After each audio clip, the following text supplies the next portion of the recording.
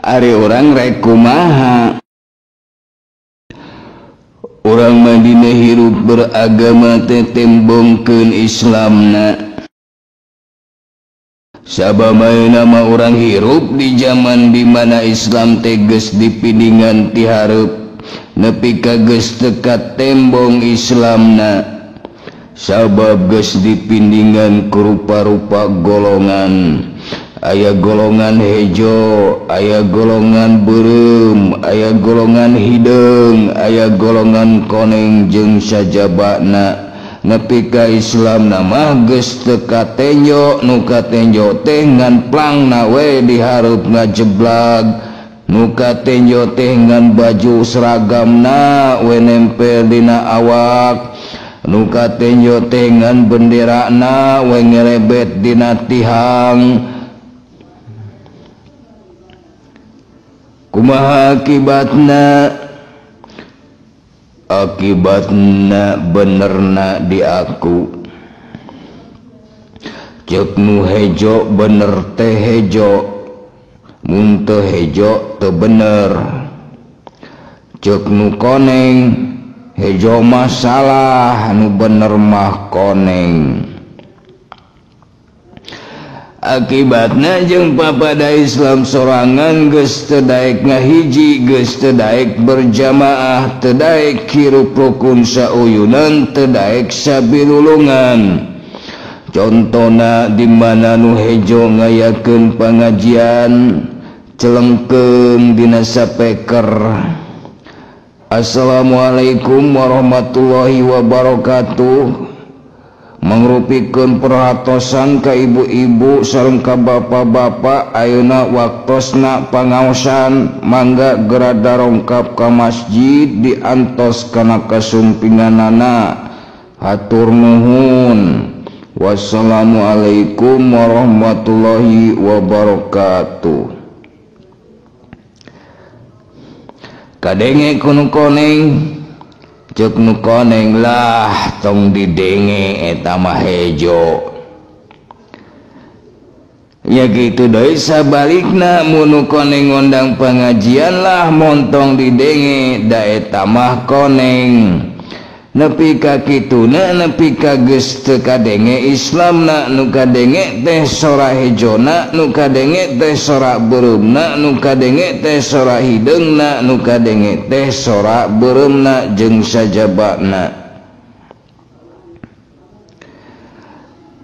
Akibatna panatikna kana hejo, panatikna kana beureum, panatikna kana hideung, panatikna kana koneng.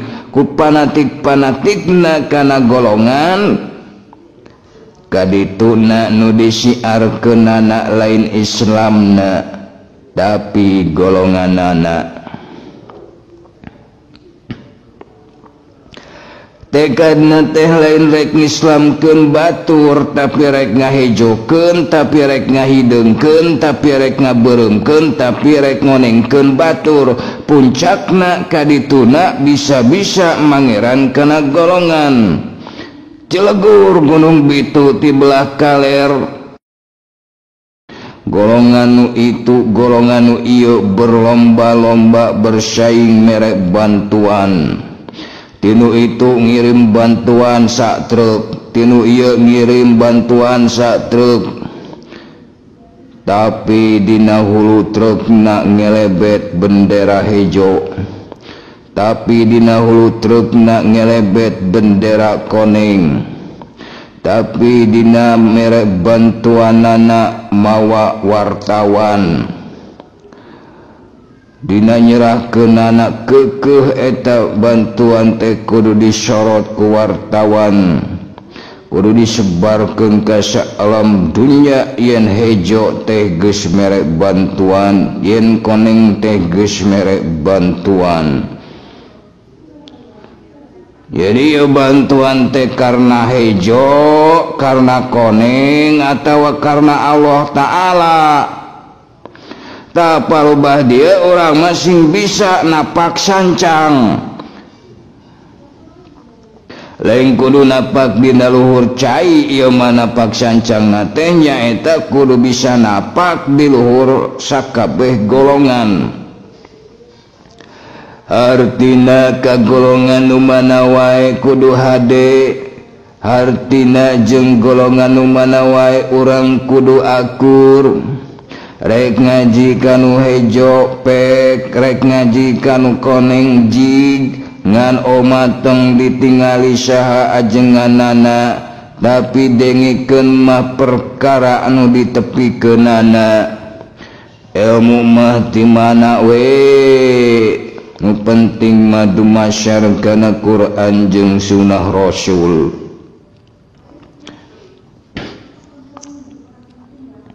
Cek paribasa teh mah sok sanajan keluarna tina bool hayam ari bodas mah cokot. Eta teh endog. Ngan kade salah nyokot da sabab ayeuna mah teu sakabeh nu bodas endog. Aya kalana taina ge sarua bodas warnana. Artina cokot ku urang Islamna tong dicokot nu lain-lainna. Cokot benerna antep we salah nama tinggalkeun, ulah dipake, ulah diturutan. Keun bae beda-beda golonganana mah da ieu teh di dunya. Ari di dunya sarua jeung urang nyarita dina jero endog.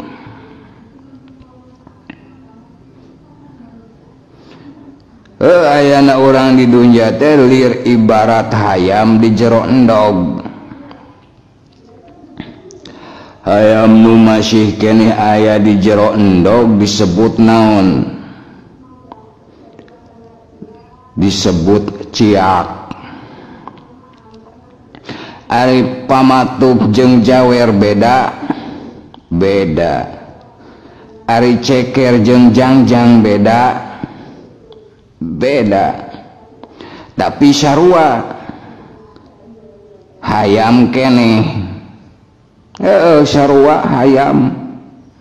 Tah urang mah cokot hayamna.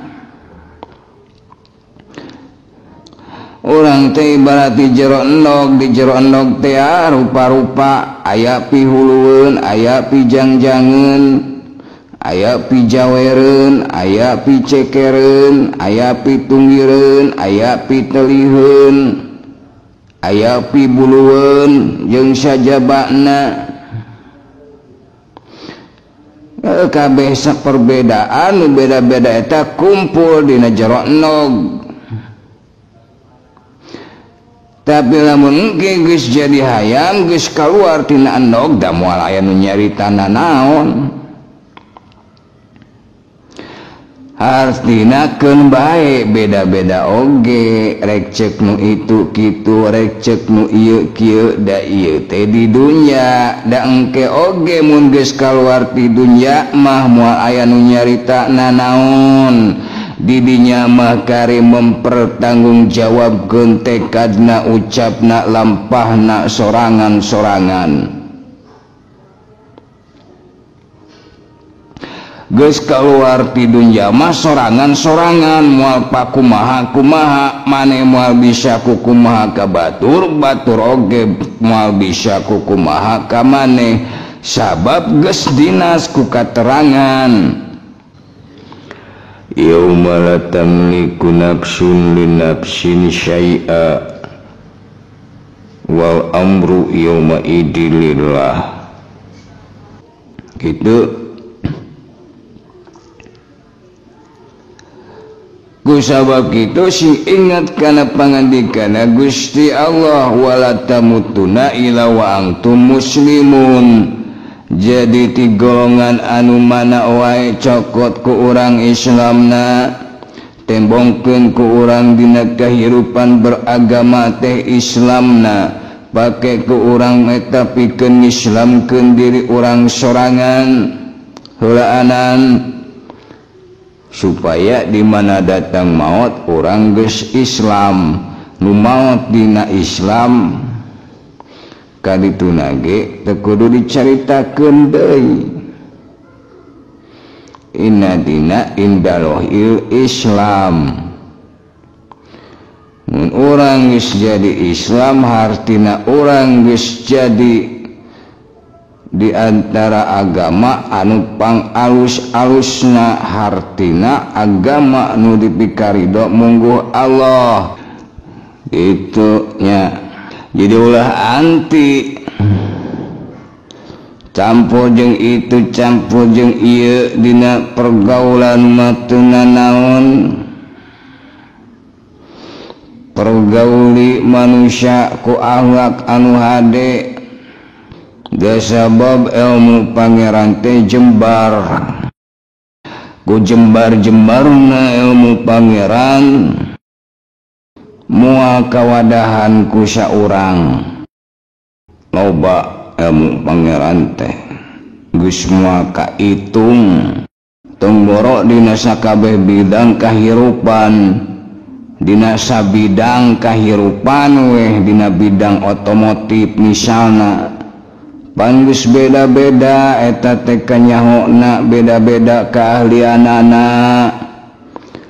Aya nu ahli nyieun setir, aya nu ahli nyieun ban, aya nu ahli nyieun mesin, aya nu ahli nyieun kaca, aya nu ahli nyieun interior jeung sajabana. Tah eta nu beda-beda teh hijikeun tong dipasyakeun supaya naon lamun hijikeun mah pan jadi mobil hartina maslahat geus jadi mobil mah moal nyaritana naon ngageuleuyeung weh ka Bandung nepi ka Jakarta nepi ka Bali nepi ka Papua nepi tah gitu. Jadi tinggal mah ku urang benerna ta eta cokot benerna salahna jadikeun contoh. Jadikeun contoh teh ulah diturutan salahna mah turutan teh benerna. Tong borok dina luar wujud orang dina wujud orang sorangan tingali contohna lamun orang rek nganyahokeun nangka anu asapan cek panon tingali nu asak mah warnana koneng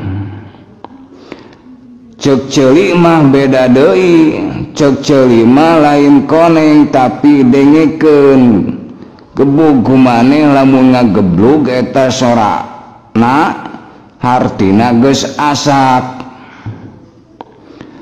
cek irung sejen deui mun hayang nyaho nangka nu asak angse kumaneh lamun seungit ta eta asak